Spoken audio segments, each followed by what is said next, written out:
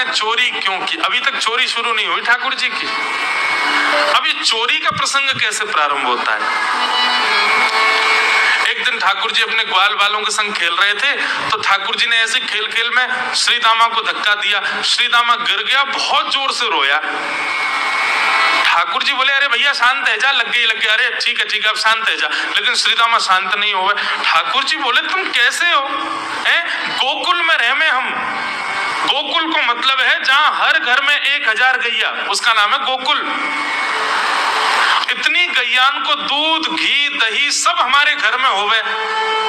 अरे खा पी के ने बढ़िया अपनी शरीर को बनाओ, खेल खेल में लगती रहे, इतना रोवे को कहा मतलब है? तो श्रीदामा क्रोध में भर के बोला, तू तो राजा को बेटा है लाला, तो को मक्खन खावे को मिले, घी खावे को मिले, दही पीवे को मिले। हम लोग तो बेचारे गरीब ब्रजवासी हैं। हम लोग जितना दूध घी दही बनावे सब कंस के लोग ले जावे हमारे यहाँ से। कंस ने ब्रजवासीन के ऊपर कर लगा रखो है, टैक्स लगा रखो है। कहा कि प्रत्येक ब्रजवासी को इतनो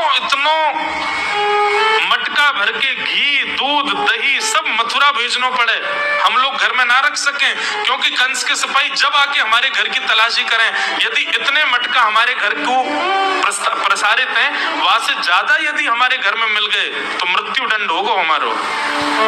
समझ रहे हैं बात? कंस ने पूरे ब्रजवासियों को कह रखा है कि हर घर में 4 मटकी से ज्यादा नहीं होनी चाहिए। उससे अधिक आने वाला दूध घी दही ये सब मथुरा भेजना है। और यहाँ हर ब्रजवासी के यहाँ 1000 गैया, और 1000 गैयाओं का जितना दूध घी दही होता है उसमें से 4 मटकी केवल घर में रहती हैं, बाकी सब मथुरा भेजना पड़ता है। या हमारे लाला हम लोगन को खावे पीवे को ना मिले, तू तो राजा को बेटा है, तेरे नंद बाबा तो गोकुल के राजा हैं, या हमारे तो को तो खूब छूट है, हम लोगन को छूट ना है। ठाकुर जी बोले, ये बात है? बोले हाँ।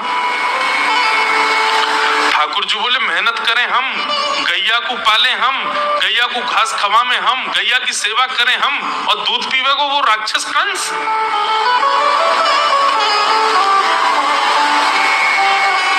अभी तो मैं छोटा हूं, मेरी बात कोई मानेगा नहीं, लेकिन प्रलय तो अवधि लानी पड़ेगी। और कैसे लाएंगे? बोले, राजी यदि मक्खन दूध दही नहीं मिल लो तो चोरी करके खाओ। हमारो ही मक्खन है, हमारो ही दूध है, हमारो ही दही है, लेकिन अभी हम बालक हैं, हम ज्यादा कुछ बोलेंगे हमारी कोई बात मानेगो ना। लेकिन ये सद वस्तु कुपात्र के हाथ में नहीं जानी चाहिए। राजी नहीं मिलता तो चोरी करके खाओ। जब कर देवे को नंबर आवेगो तो सब पूछेंगे, भाई कहाँ गए मक्खन दूध दही? बोले घर में तो है ना। बोले तो कहाँ गए? बोले चोर चोरी कर ले गए। और यही भाव से हम ब्रजवासी को खावे पीवे को मिले करेगो। मधुमंगल श्रीराम बोले, लाला तू जो कहेगो सो करेंगे, लेकिन चोरी नहीं करेंगे। ठाकुर जी बोले, तो ठीक है, कल से तुम लोग अलग खेलो, मैं और दाऊ दादा अलग खेलेंगे, हमारे संग मत खेलना। मधुमंगल श्रीराम बोले, अरे लाला तू नहीं जाने, मैया यो के लाला जो चाहे करियो, चोरी मत करियो, चोरी करवे तो ब्याह ना होवे।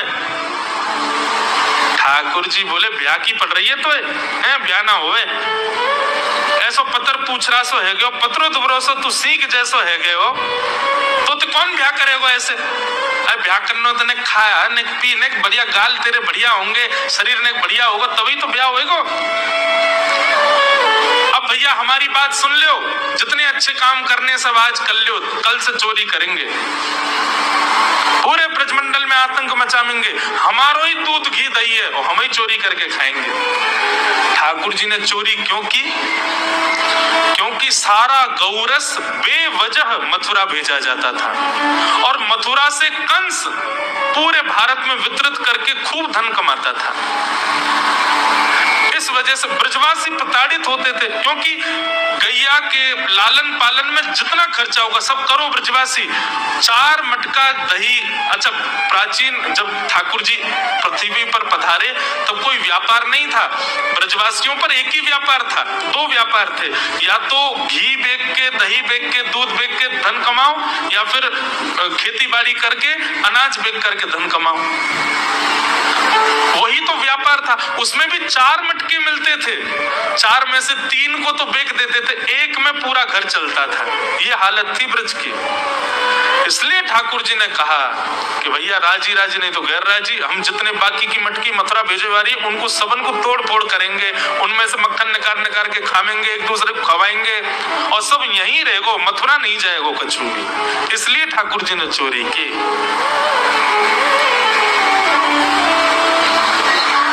ठाकुर जी बोले प्रैक्टिस मेक्स मैन परफेक्ट। सबसे पहले प्रैक्टिस अपने घर में ही कर लें, कैसे करनी है चोरी। अगले दिन ठाकुर जी सवेरे उठे और देखने लगे यशोदा मैया देख तो नहीं रही, और ठाकुर जी चुपचाप गए महाराज जहां पर सारे मक्खन दूध दही रखे, वहां पहुंच के गौरस भंडार में।